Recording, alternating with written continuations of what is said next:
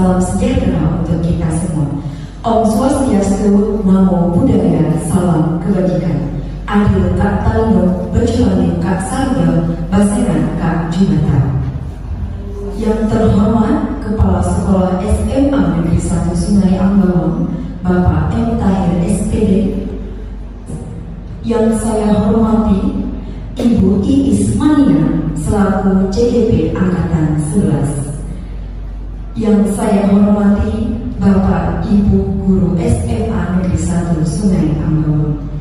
Puji dan syukur kehadirat Allah Subhanahu wa Ta'ala, Tuhan yang Maha Esa. Atas berkah dan rahmatnya lah kita dapat hadir dalam acara aksi nyata budaya positif di lingkungan SMA Negeri 1 Sungai Ambawang. Salawat serta salam tak lupa kita haturkan kepada Nabi besar Muhammad Sallallahu Alaihi Wasallam. Baik, perkenalkanlah saya Nurhayansi selaku moderator. Ada susunan acara yang akan kita laksanakan hari ini ialah yang pertama pembukaan, yang kedua pembacaan doa, yang ketiga menyanyikan lagu Indonesia Raya, yang keempat sambutan Kepala SMA Negeri 1 Sungai Ambawang, yang kelima pemaparan materi, dan yang keenam penutup. Baiklah Bapak Ibu yang saya hormati, untuk membuka acara ini marilah kita bersama-sama melakukan basmalah. Bismillahirrahmanirrahim. Alhamdulillahirrahmanirrahim. Baiklah Bapak Ibu, untuk acara supaya lancar, marilah kita bersama-sama membaca doa sesuai dengan keyakinan masing-masing. Berdoa, disilakan.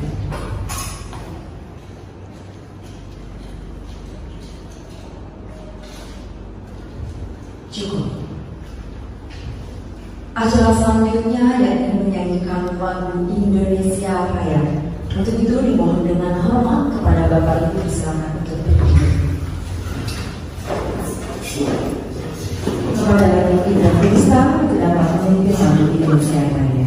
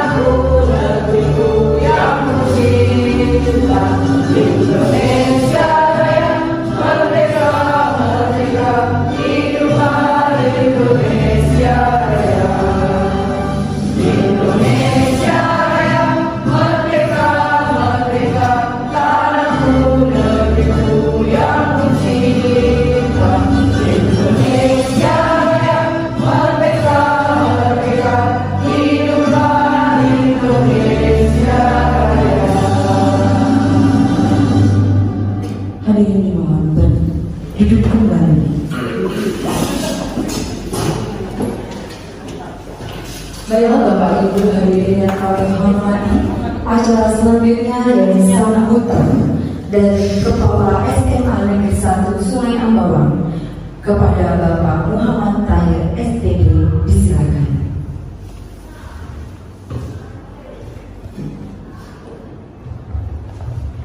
Bismillahirrahmanirrahim.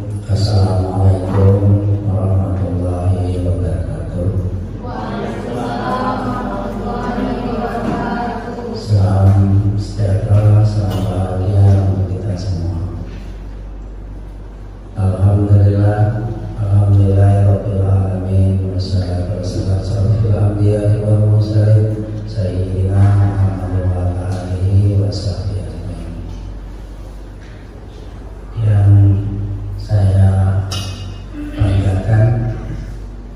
calon guru penggerak, yaitu Bu Iis dan Bu Fitri,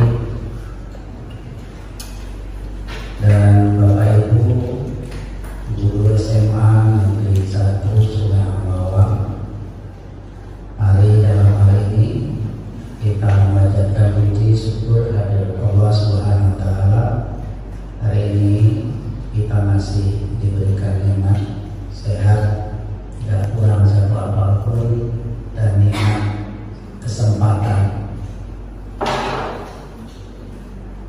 kita dapat hadir di kegiatan ini dalam rangka menjalankan tugas dari calon guru penggerak angkatan 11.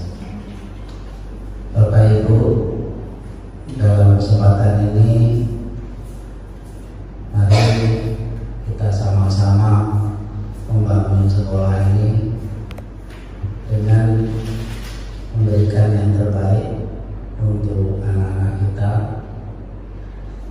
Dan dalam hal ini teman kita akan memberikan edukasi kepada kita lewat program guru penggerak, yang mana hal ini membangun budaya positif di sekolah untuk membuat suatu inovasi di sekolah agar siswa-siswi nanti akan menjadi anak-anak yang kita harapkan, yang meneruskan estafet kita dan menjadi anak-anak yang bisa dibanggakan oleh orang tua, masyarakat, dan juga akan menjadi anak generasi emas nanti pada 45. Bapak Ibu calon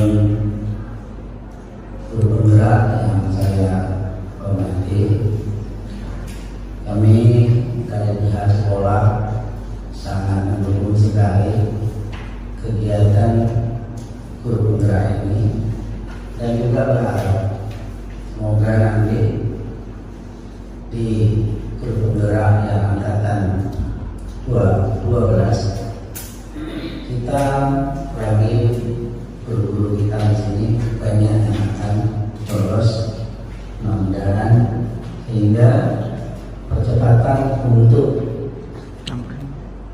kurikulum merdeka belajar yang dicanangkan oleh pemerintah dapat terlaksana sehingga program-programnya tersampaikan.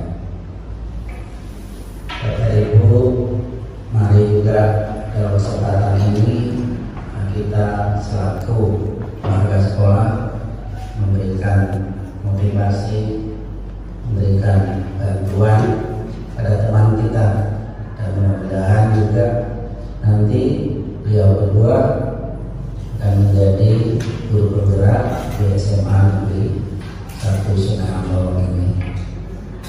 Dan juga nanti kita dengarkan, tadi pun saya sudah diskusi sedikit, memang budaya sekolah ini perlu kita laksanakan, menjadikan suatu budaya di sekolah kita. Rupanya selama ini ada sedikit kekeliruan kita, kadang-kadang seenaknya aja kalau ngomong dengan siswa, marahkan siswa kalau siswa tidak bisa mengerjakan, ataupun pada saat tidak bisa mengerjakan kita memberikan reward ataupun memberikan suatu motivasi, hanya satu orang mengabaikan yang lain.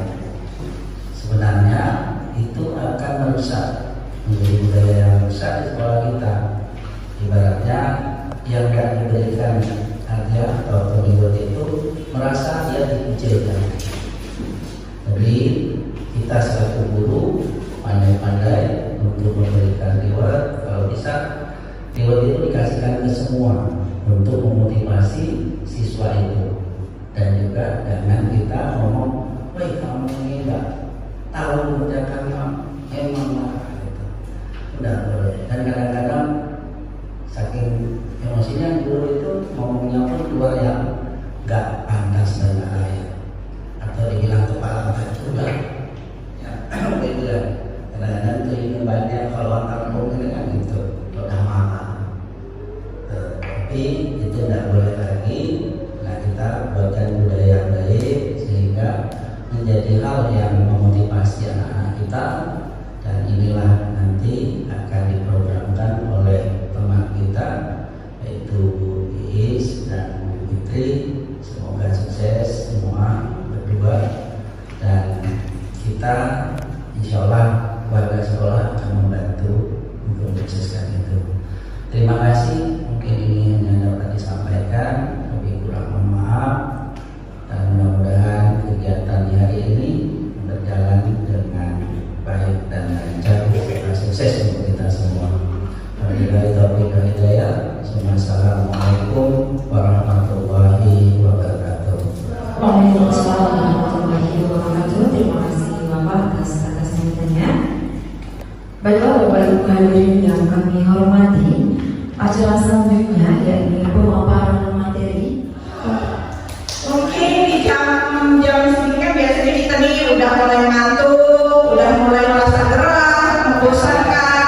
Apalagi kita duduk udah dari tadi kurang lebih 3 jam yang lalu ya.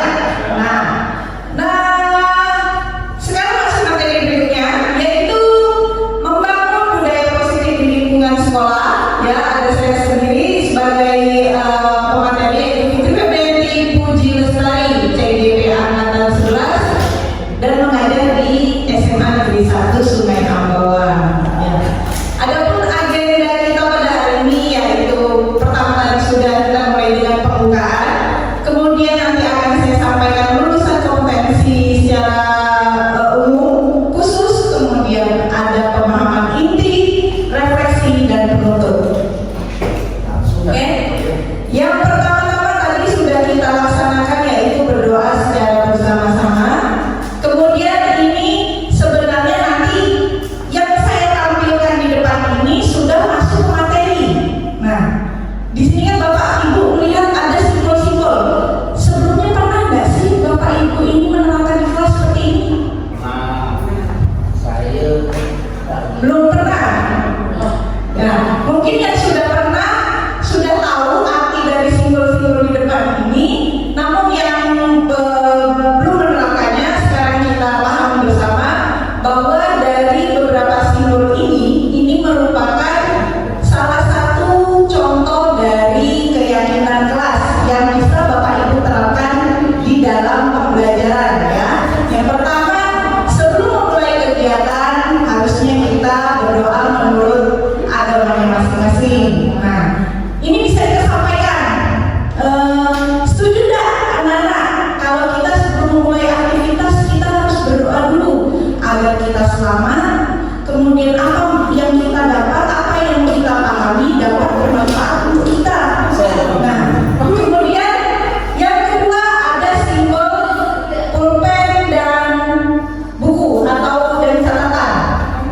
Ya, jadi di sini apabila ada materi-materi yang Bapak Ibu merasa itu perlu untuk dicatat atau sangat penting, bisa digarisbawahi dan dicatat. Kemudian yang ketiga, jika ingin mengajukan pertanyaan atau memberikan saran atau tambahan masukan, itu silakan raise hand-nya atau angkat tangannya. Jadi kita nanti saling menghargai satu sama lain ya. Kemudian yang keempat, apabila ada gangguan teknis dan lainnya harap dimaklumi. Yang kelima, kita memulai tepat waktu dan kita akhiri secara tepat waktu juga. Yang terakhir, kita harus menerima segala sesuatu yang kita terima hari ini dengan hati yang senang, perasaan yang senang, dan bahagia. Oke, ada pun kompetensi lulusan yang diharapkan pada materi hari ini yaitu guru memahami pentingnya mengetahui kebutuhan belajar dan lingkungan yang memfasilitasi seluruh individu di sekolah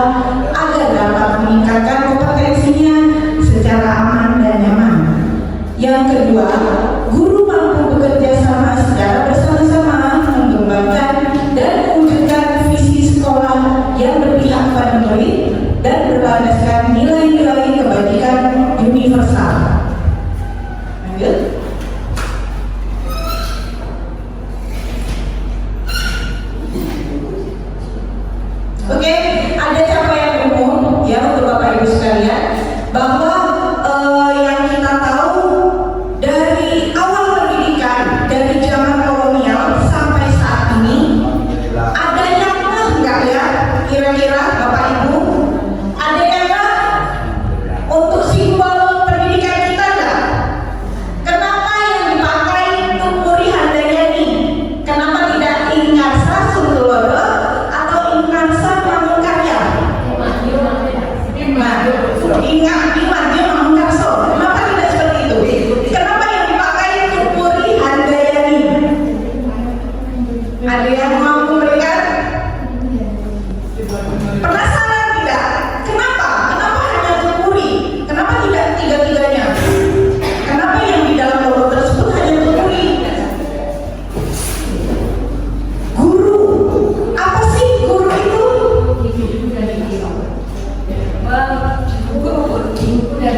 Guru, di guru dan biru. Nah, boleh nanti atau sekarang coba Bapak Ibu searching kalau yang memang belum mengetahuinya ya. Ternyata guru itu memiliki makna yang dalam ya. Bukan hanya di buku dan ditiru. Nanti pemahamannya juga ada di dalam materi yang akan saya sampaikan. Ya, ternyata guru itu memberikan contoh tauladan yang baik, ya, yang dapat memberikan contoh positif kepada peserta didik atau anak-anak kita. Kemudian menebalkan tulisan yang masih sama menjadi tampak jelas. Jadi sejujurnya anak-anak kita ini tidak ada yang kamu ini tidak tahu apa-apa, kamu tidak punya bakat. Sebenarnya tidak ada anak-anak yang seperti itu. Ya, jadi anak-anak itu sebenarnya sudah memiliki minat dan bakatnya, namun masih samar-samar. Nah, disinilah tugas guru dan meniru dari konsep pendidikan Ki Hajar Dewantara, yaitu menuntun dengan segenap jiwa. Tuh, dihubungkan dengan konsep budaya dan lingkungan positif di sekolah yang berpihak pada murid. Kedua, melakukan evaluasi dan refleksi tentang praktik disiplin dalam pendidikan Indonesia secara umum untuk mendapatkan pemahaman baru mengenai konsep disiplin positif untuk menciptakan murid dengan profil pelajar Pancasila atau yang kita kenal dengan P5. Makanya di akhir proses pembelajaran itu biasanya kita ada gelar karya, ya. Nah, tuh. Kemudian yang ketiga, memahami peran sebagai guru untuk membangun budaya positif dengan menerapkan konsep disiplin positif dalam berinteraksi dengan murid.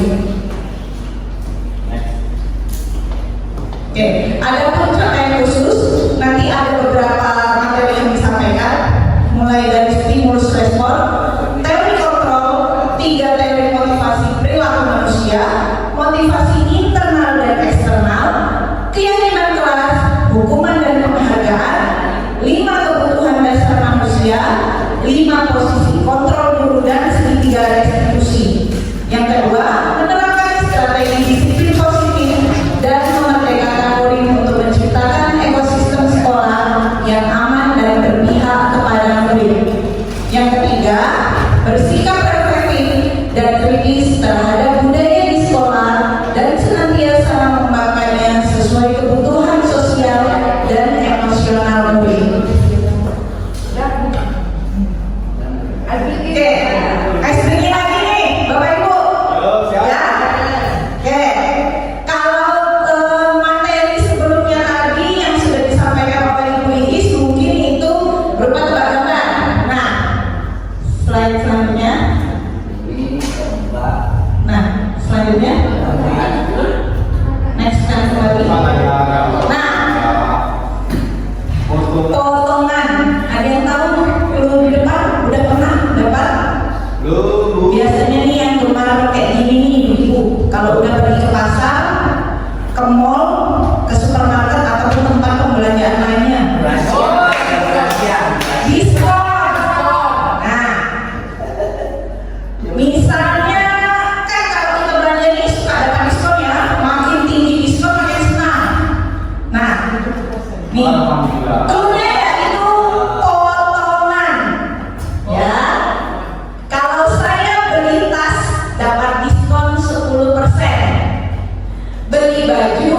dapat diskon 20%. Kalau saya beli sepeda dapat diskon berapa?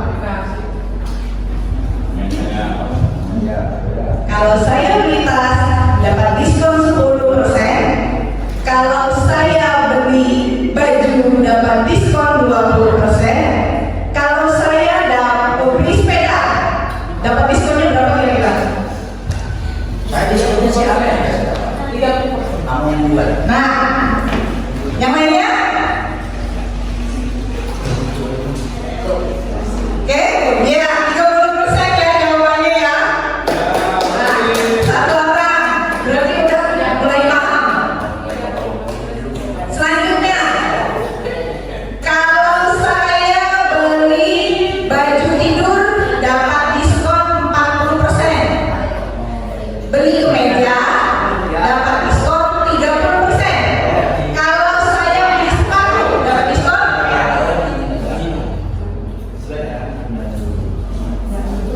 10%. Salah.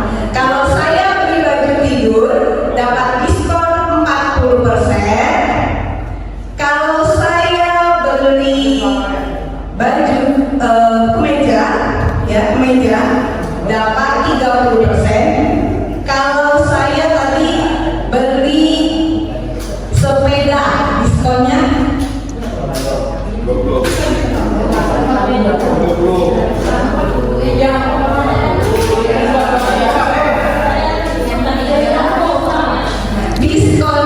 30%. Ya. Kalau saya beli pulpen dapat diskon 20%. Saya beli buku dapat diskon 20%. Saya beli penggaris dapat diskon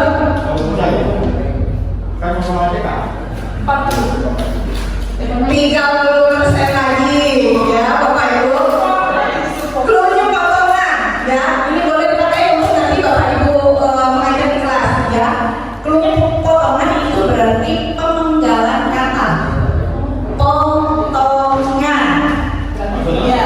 Nah, kan ada 3 berarti diskonnya 30%. Beli baju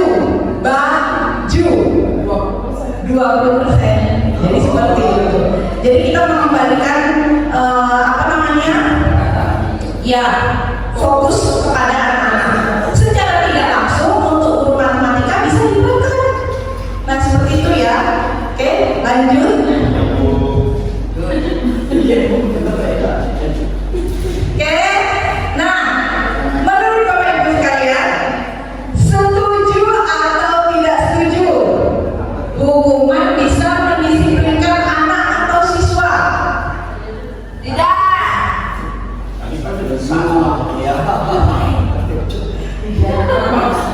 Ya, hukuman kalau masih ada yang mengganjal di hatinya, hukuman bisa mendisiplinkan anak atau siswa? Tidak. Tidak. Tidak. Yang lainnya?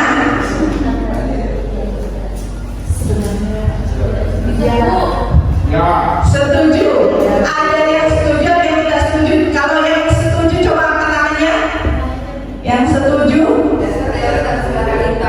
Iya. Kalau yang tidak setuju?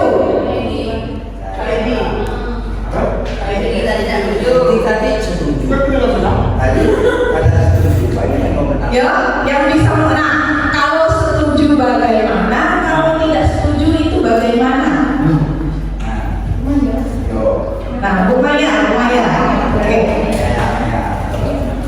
Maya tadi jawabannya apa ya, Bu? Setuju. Oke.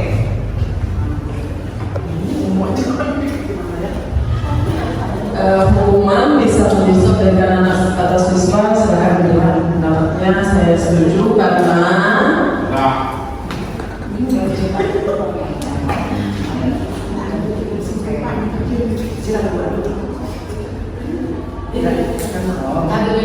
dengan memberikan hukuman saya bisa mendisiplinkan siswa.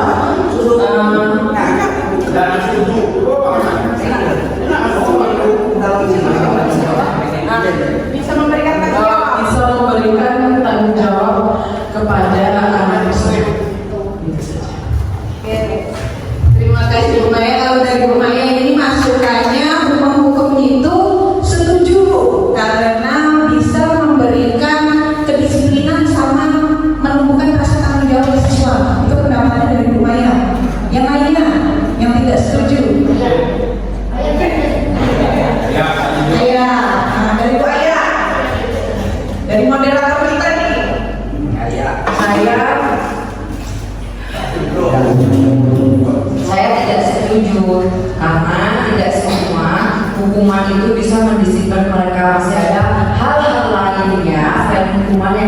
kita terapkan seperti itu, Bu. Makasih. Jadi menghukum boleh atau tidak dibayar? Kalau tadi Bu Ayah bilang bisa memberikan hukuman lainnya. Saya tidak bisa. Ya, oke. Ya, jadi kalau dari Bu Maya setuju menghukum itu dapat membuat anak disiplin dan menjadi bertanggung jawab. Kalau Bu Ayah tidak setuju karena anak itu punya alasan yang berbeda-beda, Ibu ya. Nah, ada cara lain untuk bukan kita bukan menciptakan ya Ibu. Saya tekankan Bapak Ibu di sini sekalian, saya tekankan kita di sini bukan menciptakan. Yang bisa menciptakan itu cuma Tuhan. Ya. Jadi kalau kita berbicara seolah-olah kita ini menciptakan generasi muda yang berwawasan global, sebenarnya bukan menciptakan, mewujudkan. Karena sebenarnya anak itu pasti punya alasan tertentu tadi yang kayak Bu Ayah bilang, ya. Tuh. Kemudian membersihkan WC atau lingkungan bisa mendisiplinkan anak. Nah, nih. Yang ketiga, memberikan penghargaan dapat memberikan motivasi belajar anak. Ya. Ini nanti poin kedua dan ketiga akan saya bahas di slide selanjutnya. Oke. Mbak lingkungan aku Mbak Apil.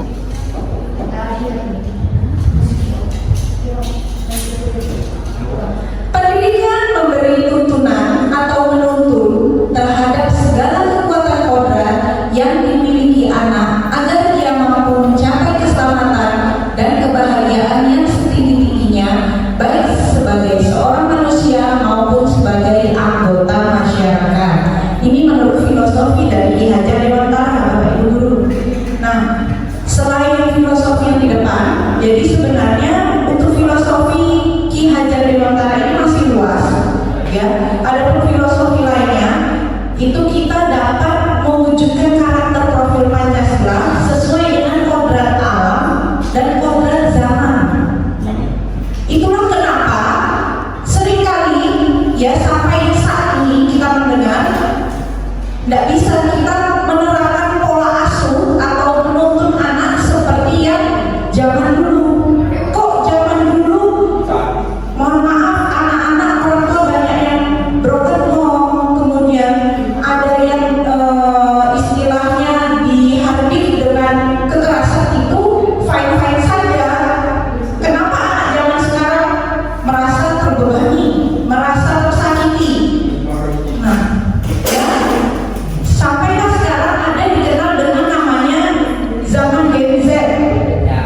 Ya, Gen Z, ya, mungkin pengaruh salah satunya itu dia dalam bermedia sosial atau menggunakan gadget. Mungkin bisa jadi, tapi balik lagi, ya, bagaimana kita sebagai guru untuk menebalkan tulisan anak yang sama itu menjadi tampak lebih jelas. Seperti itu.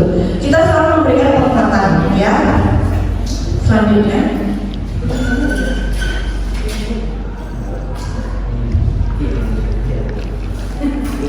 Perubahan paradigma teori kontrol atau teori pilihan, ilustrasi atau ilusi kontrol. Yang pertama, ilusi guru mengontrol murid. Kedua, ilusi bahwa kritik dan membuat orang merasa bersalah dapat menguatkan karakter. Ilusi bahwa semua perbuatan positif, efektif dan bermanfaat. Yang keempat, ilusi bahwa orang dewasa memiliki hak untuk memaksa. Apakah Bapak Ibu pernah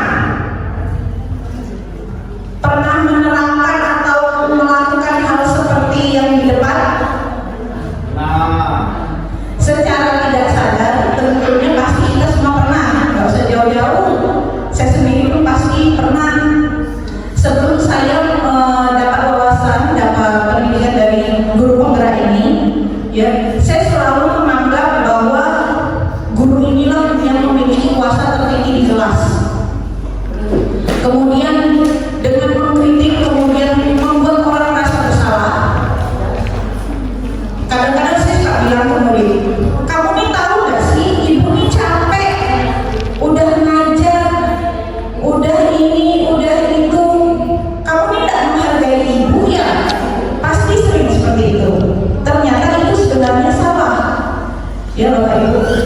Nah, kemudian ilusi bahwa sebuah penguatan positif, efektif dan bermanfaat.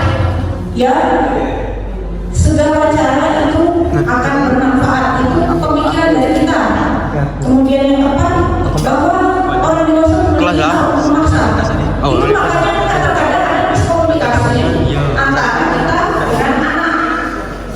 Bapak Ibu. Contohnya, kalau orang tua kita kadang suka ngomong, tahu apa sih kamu tuh yang lahir duluan nih ibu, yang hidup lebih lama nih ibu. Di rumah sering kita mendengar. Bahkan saya, sewaktu masih kecil saya dibiasakan dengan kata-kata kalimat seperti itu. Sampailah akhirnya timbul permasalahan-permasalahan, anak tidak dilibatkan secara langsung. Mohon maaf dalam tanda kutip yang sudah 18 tahun ke atas ya. Mungkin ini untuk tahap SMA sudah mulai merasakan gejolak seperti itu. Ya. Padahal ya bahwa semua permasalahan itu tidak boleh kita selalu merasa kita itu benar. Aku yang pasti paling benar. Saya yang paling benar. Terkadang kita harus bertanya dulu pada anak. Itulah kenapa gunanya ada guru bimbingan konseling. Kenapa adanya wakil kesiswaan seperti itu. Kalau Bapak Ibu bayangkan kalau sekolah tidak ada perangkat guru seperti itu yang dapat melindungi, mengayom anak-anak yang membutuhkan masukan. Karena sejujurnya tidak semua anak merasa guru itu sama. Aku mau curhat ke ini, aku mau curhat ke bu ini. Anak-anak pasti selalu merasa mencari kenyamanan di mana dia dapat mencurahkan isi hatinya. Seperti itu Bapak Ibu. Ya. Oke, selanjutnya saya perubahan paradigma stimulus respon, teori kontrol dan teori pilihan. Oke, siapa yang sesungguhnya yang memiliki kontrol? Di sini ada stimulus respon. Kita mencoba mengubah agar orang berpandangan sama dengan kita. Sedangkan teori kontrol atau pilihan, kita berusaha memahami pandangan orang lain tentang dunia. Baju yang saya kenakan tidak sama dengan yang Bu Saripah kenakan. Baju yang Bu Saripah kenakan tidak sama dengan yang Pak Tahir kenakan. Ya, jadi kita tidak bisa mengukur badan kita ke badan orang lain, itu nggak bisa. Ya, beda. Tuh. Pak Tahir ya. Pak Tahir, Saripah, Bu Saripah. XXL double X ya berarti. Oke. Kemudian perilaku buruk dilihat sebagai suatu kesalahan. Sedangkan teori kontrol, semua perilaku memiliki tujuan. Kenapa ada anak kita yang suka merampas makanan temannya? Apakah itu memang niat real dari diri dia atau ada latar belakang? Seperti itu. Bercanda Pak. Jadi ada banyak faktor ya. Tuh. Bisa saja karena dia kelaparan, bisa saja karena dia di rumah tidak mendapat perhatian dari orang tuanya. Itu ya. Orang lain bisa mengontrol saya. Kalau teori kontrol, hanya Anda yang bisa mengontrol diri Anda sendiri. Jadi kita harus kuatkan diri kita. Tidak untuk murid juga, guru juga seperti itu ya. Kita tidak bisa dikontrol oleh orang lain. Oh, cara ajar Bu Fitri ini salah. Harusnya gini, nggak bisa. Itu nggak bisa Bapak Ibu. Bu Wiwi harusnya ngajar tuh kayak Pak Sudi. Nah, nggak bisa. Itu nggak bisa Bapak Ibu. Ya. Jadi guru itu punya ciri khas tersendiri dalam menuntun kodrat anak. Itu dia. Kalau Bu Wiwi sukanya ngajar sistemnya banyak game, sebenarnya nggak salah. ISD yang kita lakukan tadi itu nggak salah, ya. Karena di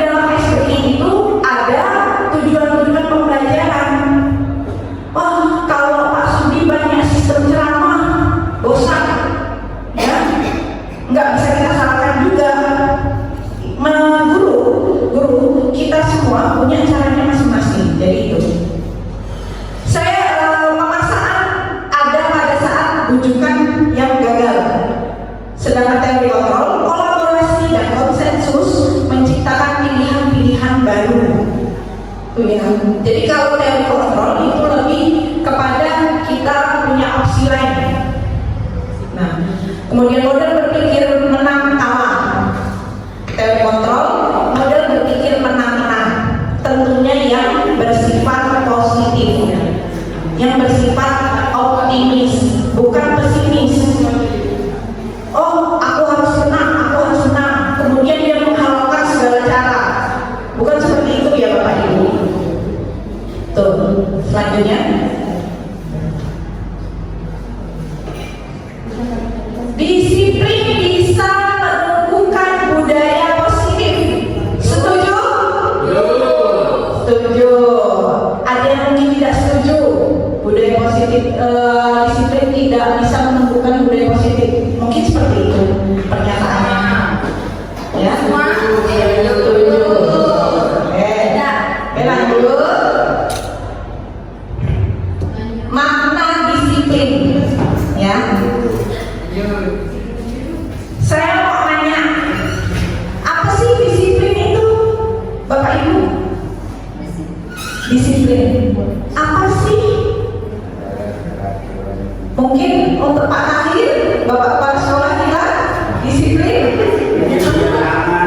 Kita semua adem gitu. Boleh sampaikan Pak. Ya, jadi disiplin ini luas, ya. Disiplin itu luas.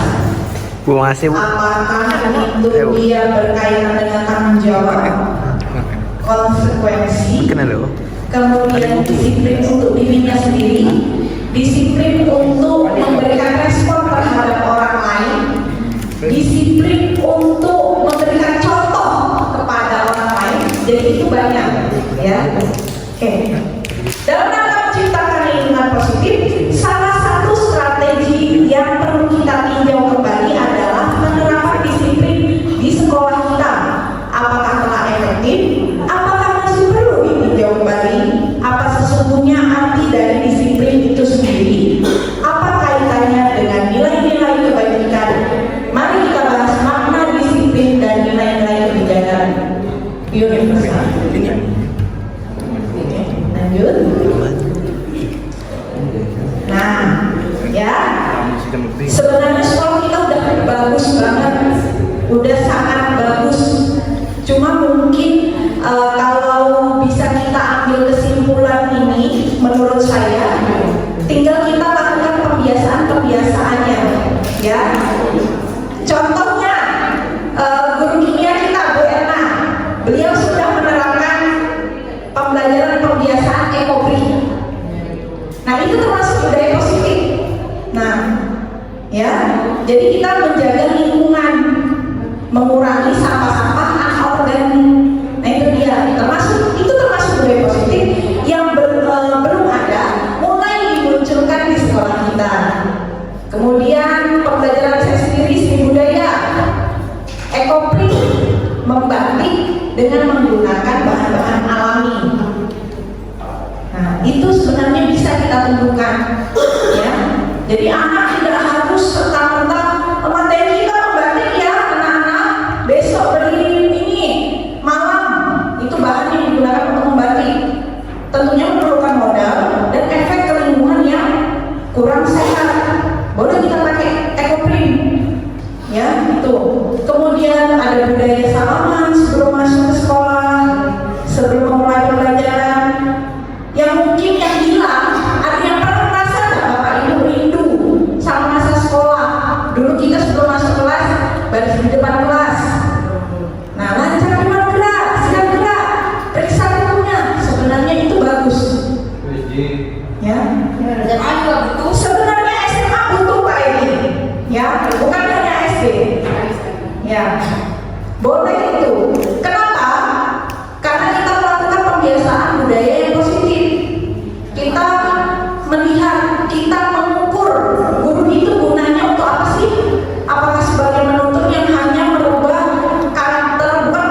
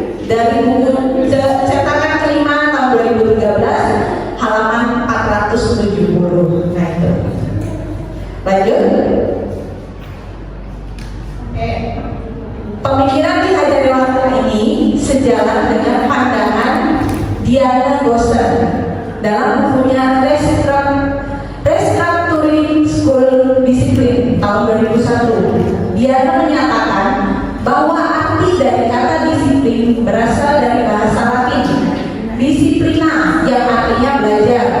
Untuk menjadi seorang murid atau pengikut, seseorang harus paham betul alasan mengapa mereka mengikuti suatu aliran atau ajaran tertentu, sehingga motivasi yang terbangun adalah motivasi intrinsik, bukan ekstrinsik. Seperti itu Bapak Ibu. Jadi harusnya kebajikan universal itu terbangun dari diri kita sendiri, bukan dari orang lain. Ya, lanjut.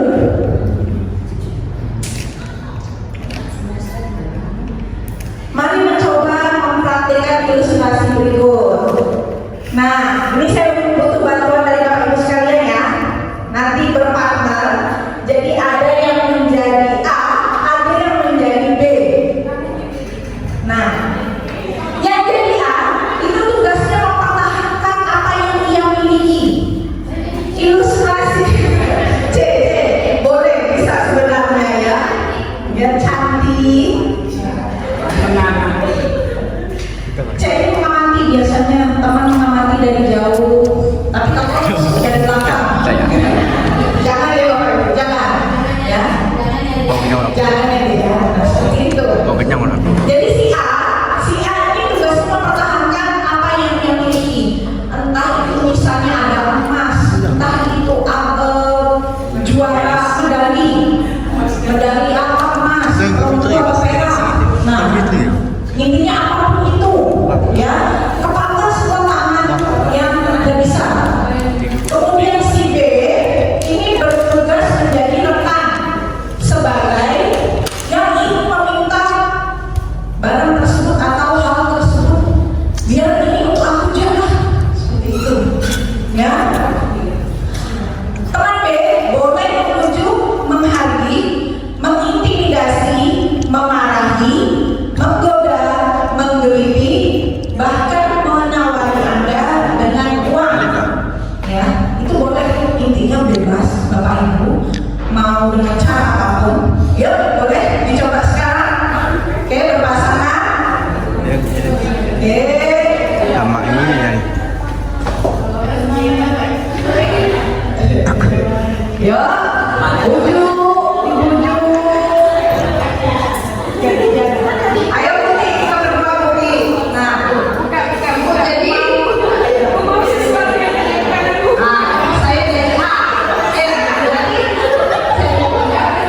Oke.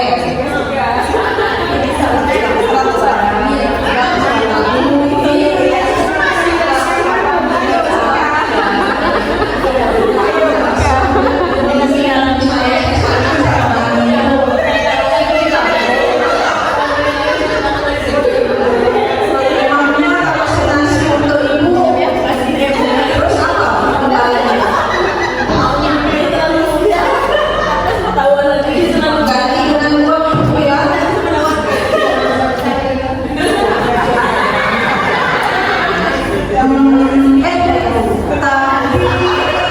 Tapi tak jadi laku, tak jadi, tak bisa, ini maksudnya pertahankan terus.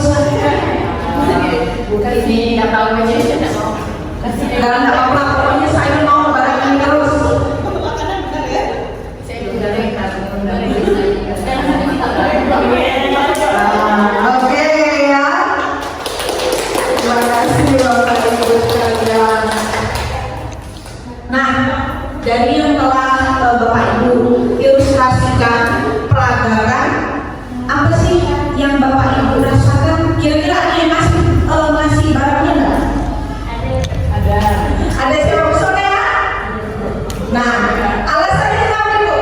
Kasihan. Nggak tega, soalnya lebih tua dari saya.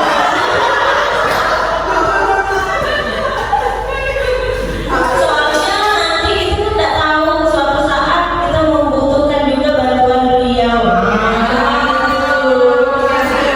Kita tidak bisa sendiri. Alasannya. Oke. Terima kasih Bu Soleha. Ada yang lain? Ada yang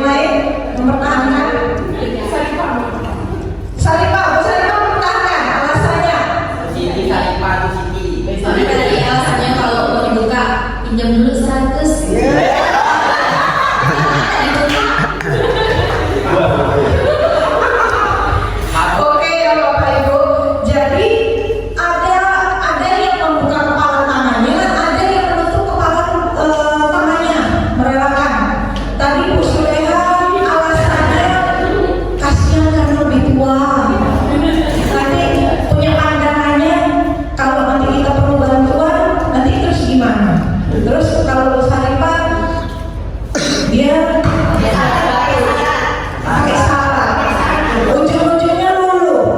Berarti ada sistem KKN di dalam situ. Ini yang bahaya orang nih ya. Jadi selanjutnya, oke? Ayo bau jangan. Nah, mari mencerna. Apakah Anda atau B membuka kepala tangan Anda? Mengapa? Alasannya membuka kepala tangan Anda atau B membuka kepala tangan Anda, Bau di. kepala tangan Anda. Ya tadi sudah disampaikan alasannya.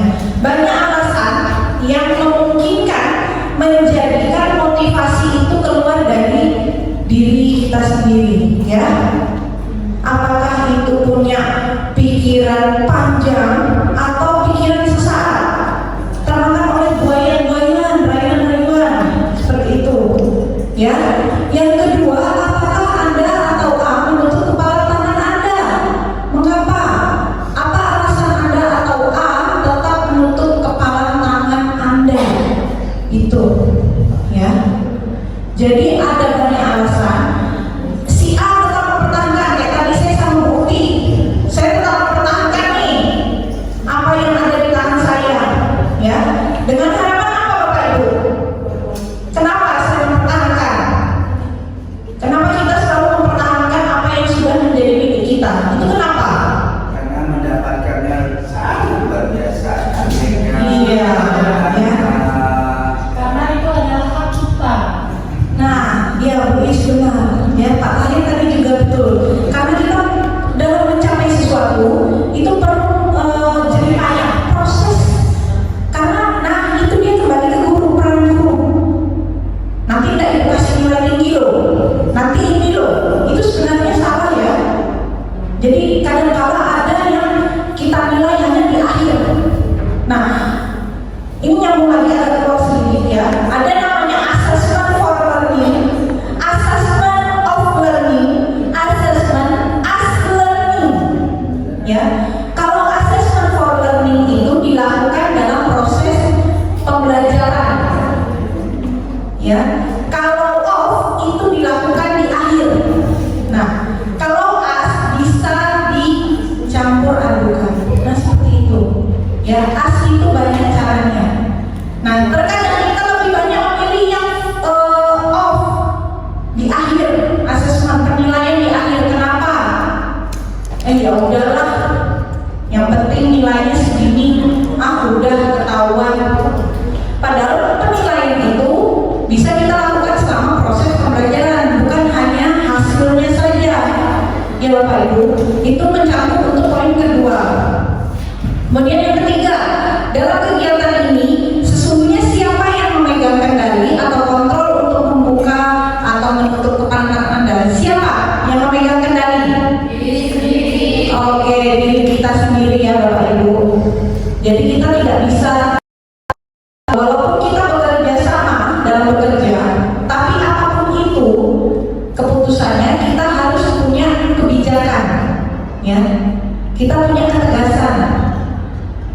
Apalagi ini Bapak Ibu guru kan sekarang semuanya sudah mengajar di fase F dan E yang alhamdulillah sekolah kita sudah jalan 1,5 tahun, 2 tahun ini menerapkan kurikulum merdeka, ya. Kita harus dapat memilah kebijakan-kebijakan mana yang baik untuk siswa serta untuk diri kita sendiri, seperti itu. Lanjut. Nah, ada nilai-nilai kebajikan universal yang dapat diraih, itu adalah sifat-sifat positif manusia yang merupakan tujuan mulia yang ingin dicapai setiap individu. Nilai-nilai tersebut bersifat universal dan lintas bahasa, suku bangsa, agama maupun latar belakang. Setiap perilaku atau perbuatan memiliki suatu tujuan. Kemudian dengan mengaitkan nilai-nilai kebajikan yang diyakini seseorang, maka motivasi intrinsiknya akan terbangun. Sedang azan Bapak Ibu, kita stop sebentar ya.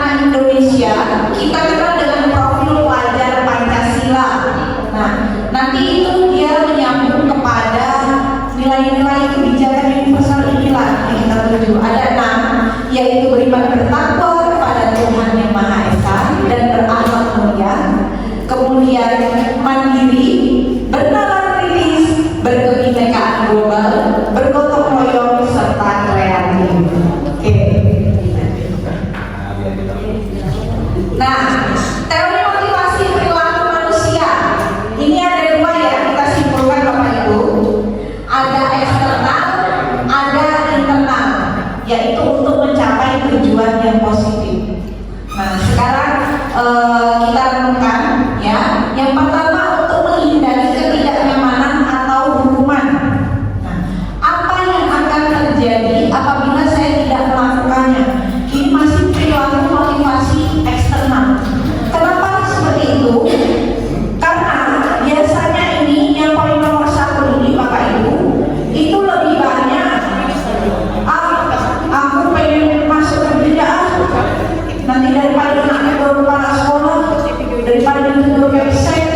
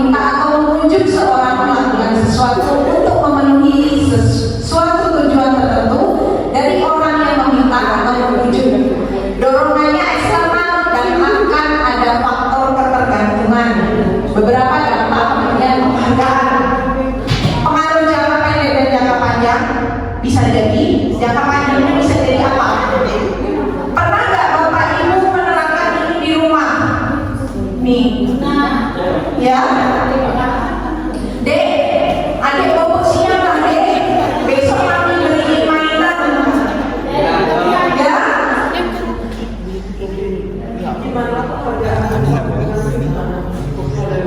Penghargaan merusak hubungan, jelas bisa. Nanti ini berhubung ke kebukiman hubungan dasar manusia ya. Tahu. Penghargaan dapat merusak hubungan. Kadang-kadang kita sebagai istri agak egois, ya. Saya pernah, soalnya saya pernah jadi saya ini bapak ibu, ya. Kita ketika suami pulang kerja sudah terbiasa memberikan uang dengan jumlah yang banyak, itu kan merupakan reward untuk kita istri. Tapi ketika suami pulang tidak memberikan atau berkurang nominalnya, tentu akan menjadi tanda tanya. Kok tidak kayak biasanya sih Pak? Kok ini sih Pak? Kok ini sih? Nah, berani. Ya, apakah jadi berpikir kemana-mana? Nah itu contoh kalau di lingkungan keluarga. Kalau di lingkungan sekolah itu penghargaan merusak hubungan, ya.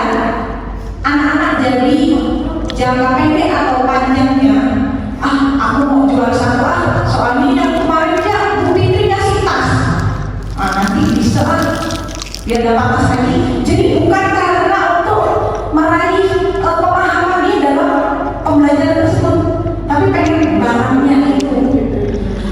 Aku mau ya dapat teman waktu ya.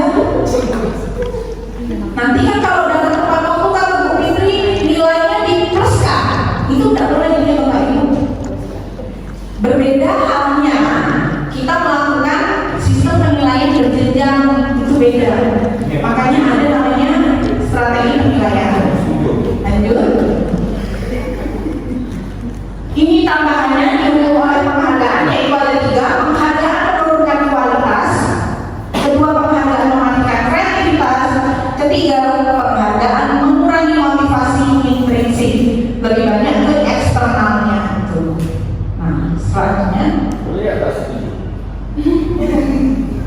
Nah, di sini ada beberapa rangkuman, ya. Ada pernyataan, mencatat 100 kali di dalam buku dengan kalimat saya tidak akan terlambat lagi karena datang sekolah. Hukuman, kita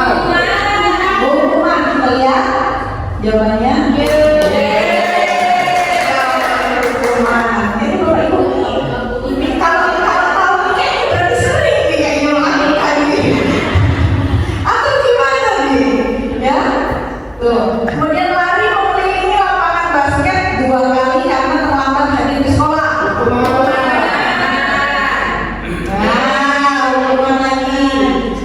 Kemudian yang ketiga, murid minta untuk push up 15 kali karena tidak menggunakan masker di sekolah.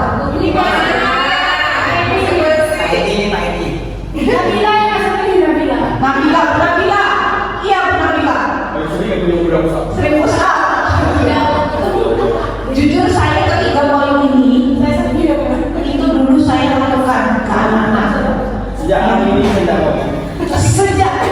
itulah dia, ya.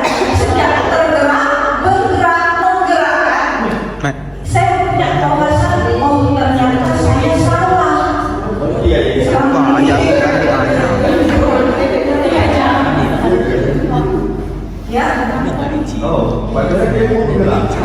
Menggantikan kertas tugas teman yang telah dicoret. Konsekuensi. Ya. Membersihkan tumpahan air di meja tulis karena orientasi saya. Konsekuensi. Nah, saya mau tanya nih Bapak Ibu, kenapa kedua poin tersebut termasuk ke konsekuensi? Karena apa yang dilakukannya harus dia bertanggung jawab. Nah, karena ada nilai kebajikan universal, tanggung jawab yang terwujud dari dalam diri.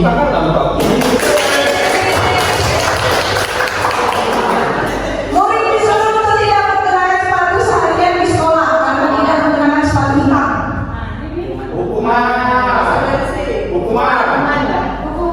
Oke, ya. Hukuman, ya. Oke. Ini termasuk hukuman. Jadi sebenarnya kenapa kita punya peraturan di sekolah ini minimal sepatu hitam putih ya Pak Edi? Siap Bu. Ya. Tali cuma tidak boleh berwarna putih, harus hitam. Tapi masih ada anak-anak yang mengenakan sepatu berwarna lain. Nah, ya banyak. Nah, itu sebenarnya itu kita memberikan hukuman, bukan konsekuensi. Memang terlihat kalimat seperti konsekuensi. Itu kan konsekuensi mungkin kalimatnya seperti itu, tapi itu termasuk hukuman. Karena apa?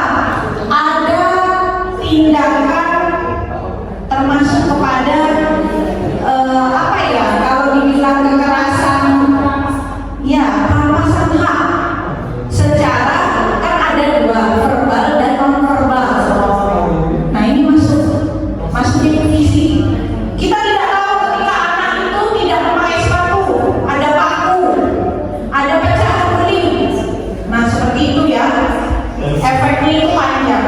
Yang terakhir kali mengelilingi lapangan basket 2 kali karena terlambat 10 menit untuk pelajaran PIK. Masuknya konsekuensi. Poin 2 dengan poin yang terakhir beda konteks. Siap Bu. Ya, kalau yang pertama sama-sama 2 kali Bu Fitri.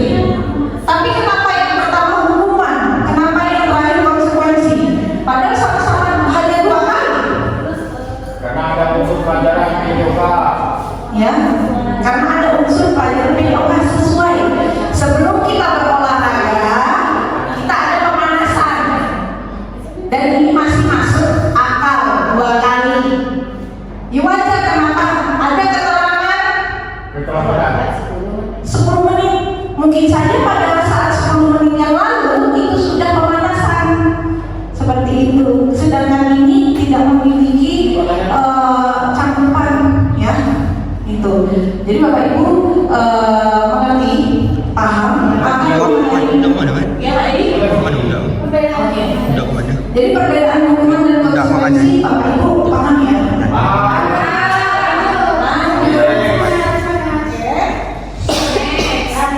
Lanjut.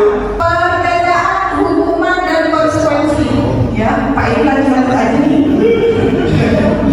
Ya, hukuman sesuatu yang menyakitkan harus terjadi. Kalau konsekuensi sesuatu yang harus terjadi. Nah, hukuman membuat anak sakit fisik maupun hati itu tadi saya bilang verbal dan non verbal, ya, untuk jangka waktu lama. Maka tidak ada jaraknya kita sering mendengar pas berpapasan dengan siswa atau pas pada saat kita pembinaan wali kelas, habisnya ibu ini gini ibu, habisnya bapak ini aja boleh bu, apa pula kami nggak boleh. Nah, kita untuk menghilangkan kalimat anak seperti itu bapak ibu, ya. Jadi jangan kita lakukan hukuman. Kalau bisa mulai saat ini, ayo kita memang berat. Pertama-tama saya memulainya berat, benar, berat. Cuma yaitu dia sudah memang kamu ini guru, kita ini guru. Ya memang mau sabar, sudah memang judulnya guru itu harus sabar, ya. Kemudian anak benci kedisiplinan, konsekuensinya anak menjadi menghargai disiplin. Kalau hukuman itu berbentuk paksaan, kalau konsekuensi stimulus tanggapan. Kemudian kalau hukuman mendorong anak menyakiti diri sendiri, abuse, ya, adanya bullying. Nah ini yang sering terjadi. Kenapa orang tua di rumah tidak boleh memperlihatkan, kalau bertengkar tidak boleh memperlihatkan di depan anak. Nah ini dampak yang bisa terjadi, ya, mendorong anak untuk menyakiti diri sendiri atau orang lain. Dia melihat kemudian, oh kekerasan, oh diperbolehkan di sekolah dia seperti itu. Nah konsekuensi mendorong anak agar mudah menyesuaikan dirinya. Kemudian yang berikutnya konsep diri yang buruk, sedangkan konsekuensi itu konsep diri yang baik. Hukuman, anak belajar untuk menyembunyikan kesalahan, sedangkan konsekuensi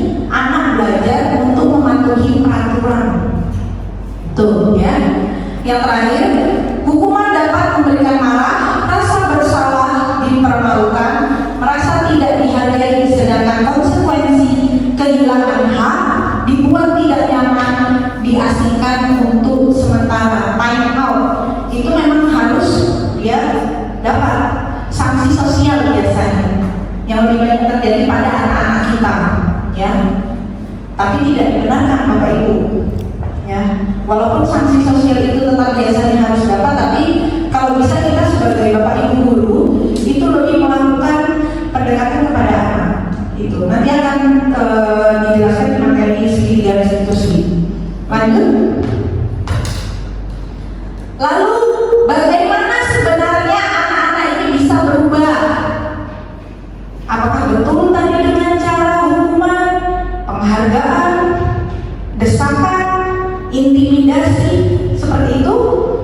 Motivasi diri. Motivasi diri, Bu Iis berkata, ya. Jadi kita harus memotivasi diri kita dulu, diri sendiri. Muncullah namanya motivasi intrinsik. Baru kemudian dapat kita lakukan pembiasaan budaya positif tersebut yang tadi sudah saya jelaskan. Nanti dapat merubah lingkungan sekolah menjadi lebih aman, nyaman, dan reflektif. Itu dia. Representatif. Ya, representatif kata Pak Edi. Ya, jadi anak-anak tuh bukan datang ke sekolah, Allah aku takut, Allah ini. Harusnya datang ke sekolah tuh happy, Bahagia. ya. Karena kita tidak tahu di rumahnya ini sudah dapat perlakuan yang tidak mengenakan, datang ke sekolah juga seperti itu. Nah, itu yang harus kita stop dan sekarang Bapak Ibu guru. Tuh, selanjutnya.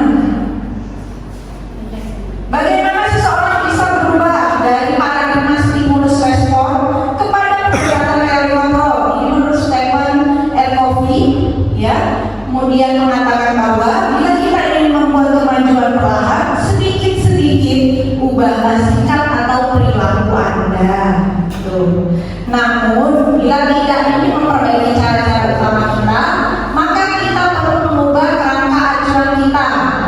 Ubahlah bagaimana Anda melihat dunia, bagaimana Anda berpikir tentang manusia.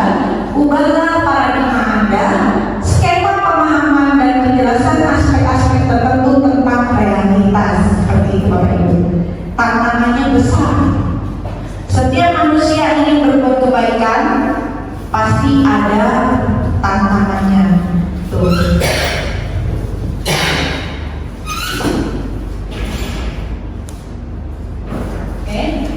Ini lanjut, ya, ini sudah dijelaskan. Lalu apa kaitannya dengan budaya positif?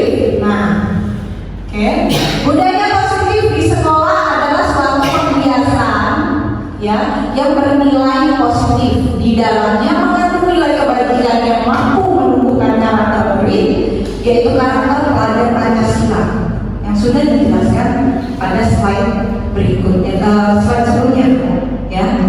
Lanjut. Ini ada profil pelajar Pancasila, ya, dari beriman, bertakwa kepada Tuhan Yang Maha Esa, berkebinekaan global. Ini mampu menjaga segala bentuk perbedaan, kemudian bergotong royong. Ini di sekolah kita kelas. Nah, sekarang saya mau tanya Bapak Ibu, perbedaan antara kontra kelas dan keyakinan kelas. Ayo Bapak Ibu, siapa yang bisa menjawab? Kontra kelas? Kesepakatan Ya. dua belah pihak. Benar-benar. Nah, kalau keyakinan kelas? Dari hasil kesepakatan itu akan dikonsumsi. Oh, baik. Nah, keyakinan kelas dibuat bersama, diyakini bersama dan dilaksanakan bersama. Jadi ada misi Pak Edi. Kalau kontra kelas itu yang kita pahami selama ini sudah tepat kita gunakan pada awal pembelajaran. Ternyata itu salah, ya. Karena kontra kelas itu sejujurnya hanya menguntungkan pihak guru, itu, ya. Karena kontra kelas dibuat oleh satu pihak, yaitu guru. Ini ya, anak-anak kontra kelas itu akan membacakan kontra kelas kita pada hari ini. Tidak boleh bermain HP,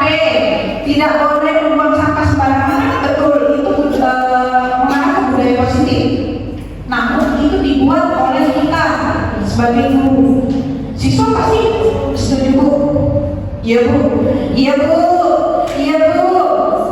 Nah, yang seharusnya kita gali, kita sepakati yaitu keyakinan kelas, ya. Kita buat bersama. Kemarin sudah saya coba saya terapkan, ya di beberapa kelas sudah saya coba terapkan. Jadi anak-anak ibu mau tanya, sebelum kita mulai proses pembelajaran pada hari ini, kira-kira apa yang perlu kita sepakati? Dan yang pertamanya memang anak-anak bingung, apa sih? Makin kesini ya, setelah saya terapkan hal seperti ini, begitu saya berikan tematik, Bu, tidak boleh buang sampah sembarangan, langsung tunjuk tangan. Bu, tidak boleh HP-nya berbunyi, berarti HP harus silent. Bu, harus saling menghargai. Nah, anak jadi responsif, itu dia. Ya, lanjut, please. Nah, ini merujuk kepada 5 kebutuhan dasar manusia tadi yang tadi lumayan ada menyinggung kan, penghargaan dapat memberikan kesenjangan hubungan. Di sini untuk bertahan hidup ya ada 5 kebutuhan dasar manusia. Yang pertama kebutuhan bersifat fisiologis, misalnya kesehatan rumah dan makanan bertahan hidup. Ya, itu kenapa faktor ini sangat mempengaruhi. Kemudian kasih sayang dan rasa diterima yang bersifat psikologi. Kalau yang psikologis berarti benda fisik ya yang tampak nyata. Sedangkan kalau kasih sayang itu lebih ke psikologis kita. Ada anak yang disayang orang tuanya, tapi orang tuanya tidak langsung menunjukkan dengan cara memeluk. Oh nak, kamu sudah berhasil, selamat nak. Cium kening anaknya biasanya jarang. Ya, tapi ada anak yang suka diperlakukan istimewa seperti itu, ya. Nah, kesenangan yaitu kebutuhan mencari kesenangan, bermain dan tertawa. Ya, jadi kita kalau di kelas jangan fokus terus ngajarin anak kita ini materinya ini paham. Jangan seperti itu Bapak Ibu guru. Ajaklah mereka bermain sesaat. Apakah bermain dan belajar kalimat ini hanya untuk anak TK atau SD? Bermain dan belajar, bermain sambil belajar. Apakah hanya untuk anak TK Bapak Ibu atau SD? Tidak ya. Jadi ya orang tua saja perlu ya. Jenjang pendidikan yang kita kenal dari PAUD, TK, SD, SMP, SMA, perkuliahan sebenarnya ada namanya jenjang POD, pendidikan orang dewasa. Itulah kenapa kita sebagai guru sering adanya KKG, MGMP, nah guru penggerak ini, PPG, IHT dan lain sebagainya. Itulah yang dikatakan POD, pendidikan orang dewasa. Karena ilmu itu tidak mentok sampai situ saja Bapak Ibu. Ya, kita harus tetap menggali apa yang ada pada diri kita untuk menjadi lebih baik. Oh, aku udah lulus kuliah nih. Oh, aku udah cukup ilmu aku. Jadi nggak bisa seperti itu Bapak Ibu. Oke. Penguasaan kebutuhan yang berhubungan dengan kekuatan untuk mencapai sesuatu yang kompeten dan menjadi terampil, diakui atas prestasinya dan keterampilan kita, didengarkan dan memiliki harga diri. Yang terakhir kebebasan, kebutuhan akan kemandirian, otonomi, memilih pilihan dan mampu mengendalikan arah hidup seseorang. Jadi seperti itu Bapak Ibu. Nah, ini ada posisi kontrol dulu. Oke, bisa dilihat di depan Bapak Ibu. Nah, ada identitas gagal, ada identitas berhasil sukses. Namun, kalau Bapak Ibu perhatikan, ada sudut pandang yang harus ditelaah. Lihat atasnya kembali, motivasi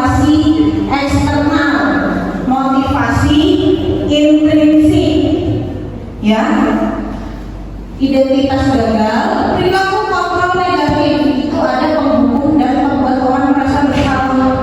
Kami udah sekolah, bajunya kotor, nggak rapi. Nah, ya, penghukum menghardik menunjuk-nunjuk yang eksternal.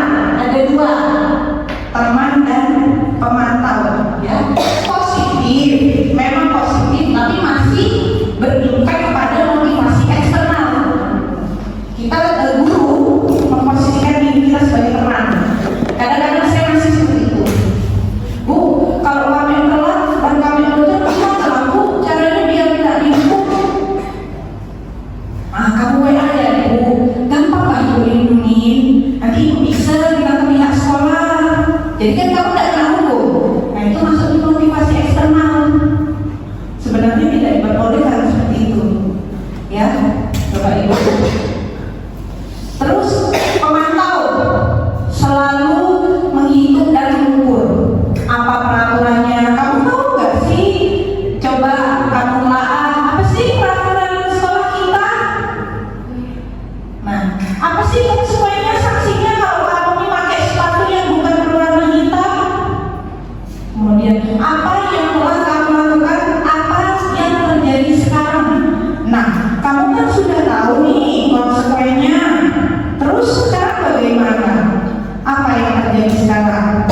Kamu merasa dirugikan atau tidak? Banyak pertanyaan-pertanyaan nih Bapak Ibu. Yang paling baik, ya, yang paling baik yaitu ada di kontrol diri, masuk kepada motivasi intrinsik, ya. Kita sebagai manajer, jadi guru itu sebagai manajer, tuh mengajukan pertanyaan-pertanyaan, menetralkan dan sebagainya, memberikan keyakinan, ya.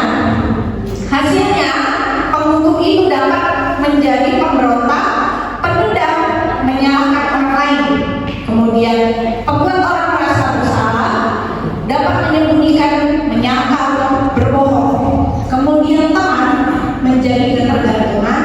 Oh, kalau itu nanti apa-apa WA Bu Fitri lah.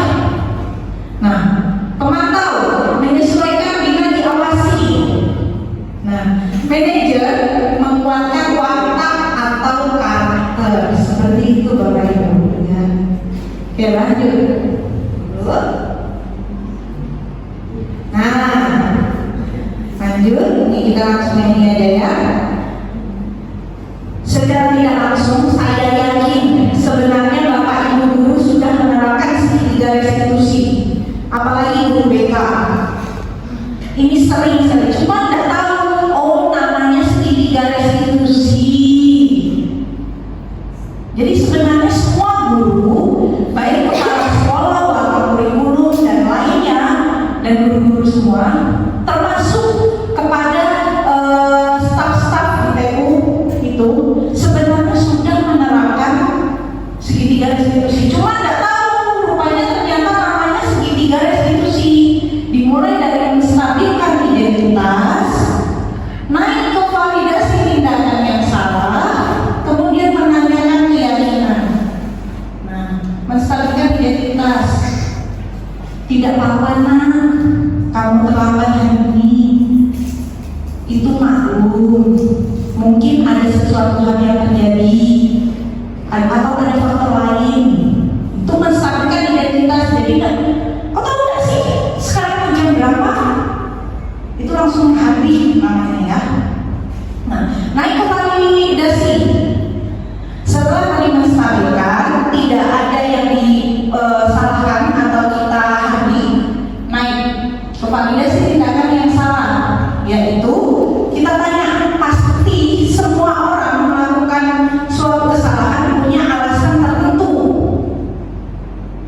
Kemarin sempat saya tanyakan di beberapa forum, ya, ada forum-forum sebelumnya juga di media daring. Terus bagaimana Pak kalau anak ini sudah berulang kali melakukan kesalahan? Ya itu sudah wayangnya guru dikembalikan lagi. Kenapa MBK, ada MBK, ada suling hujan? layak-layaknya, sudah semestinya guru itu harus memang bersikap secara segala institusi, ya. Kenapa nak? Apakah ada alasan? Coba ibu mau tahu, coba kamu jujur, tidak apa-apa kok, gitu, ya.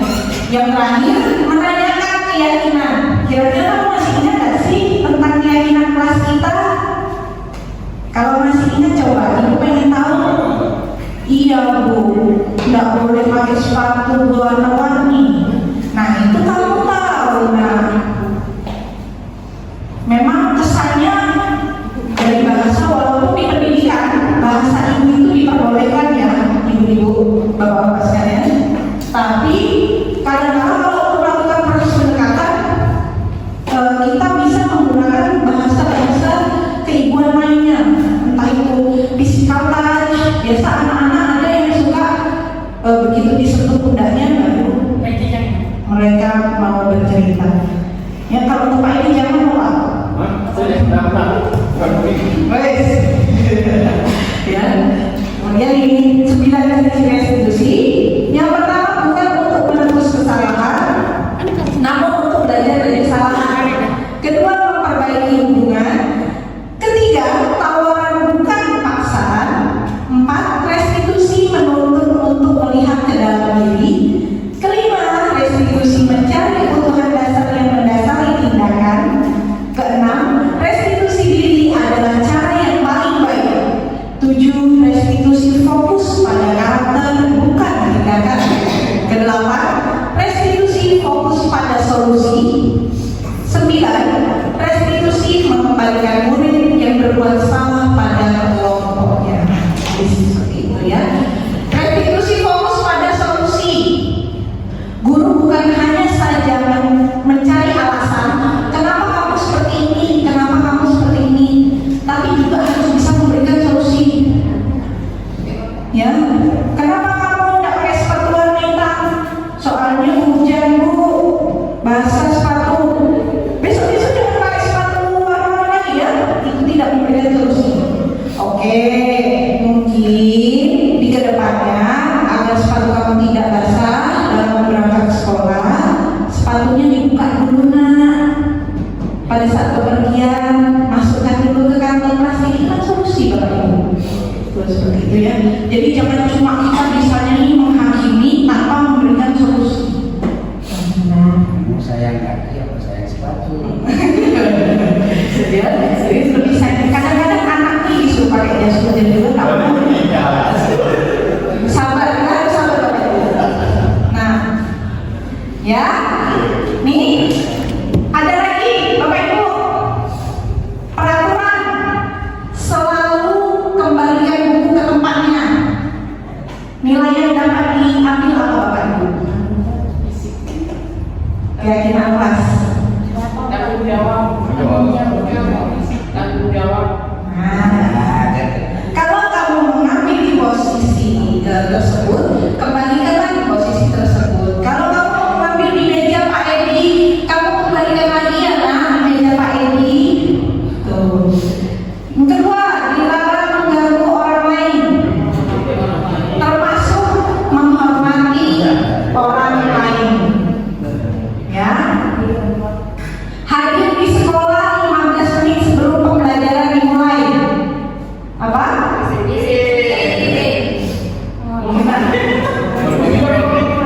Menghormati orang lain dan menghormatinya. Kakak mau numpang nih. Tapi kawan kita yang nunggu, bukan kita. Udah kita minta tolong, kawan kita pula yang nunggu. Ya, kita harus punya komitmen. Terus menghargai orang lain. Dilarang melakukan kekerasan, yaitu demi keselamatan dan menghargai orang lain kembali. Ya.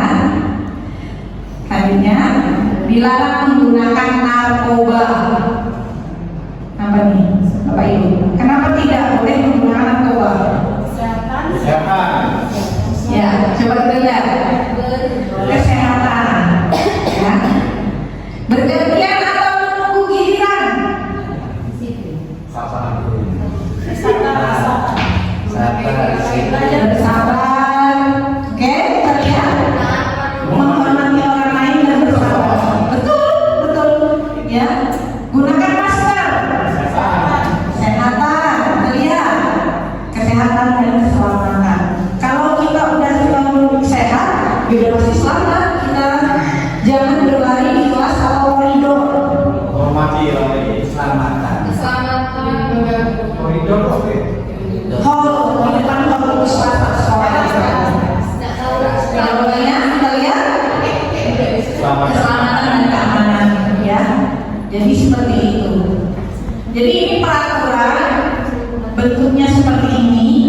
Ayo kita coba menjadi kalimat positif seperti ini, ya. Ada nilai tanggung jawab, menghormati orang lain, berkomitmen, keselamatan, kesehatan, bersabar, dan keamanan, seperti itu. Oke, selanjutnya. Terima kasih. Oke.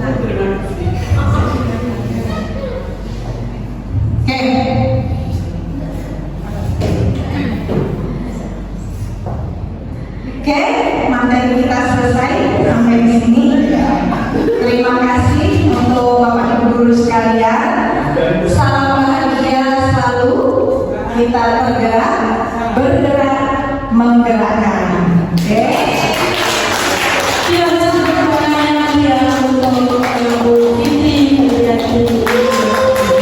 Materi yang luar biasa tentunya Bapak Ibu sangat menginspirasi untuk kita semua.